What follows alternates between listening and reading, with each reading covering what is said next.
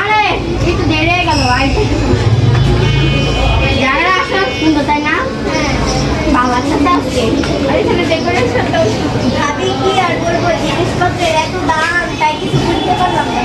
ঠিকই বলছেন ভাবি, এত দামের জন্য তেমন কিছু কিনতে পারিনি। চলেন আসে ভাবি ওইটা আপনার মেয়ে না?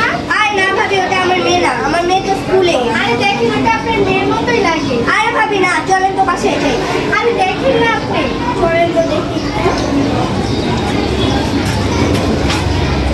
এই কি রে, তুই এই জায়গায় কি করিস? তুমি আরে কি করো? তোর না আজকে স্কুলের প্রোগ্রাম, তুই এখানে কি করিস সেটা আগে বল। আরে স্কুলে গেছিলাম, একটু এনে আইছিলাম।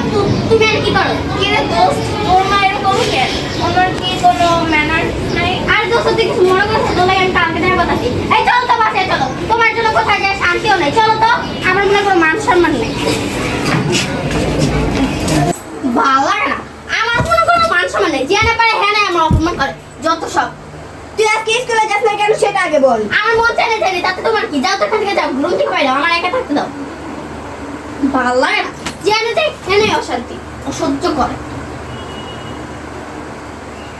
ভালোই লাগে না, মেয়েটাকে নিয়ে কি যে করবো।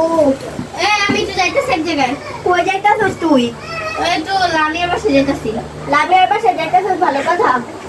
তোর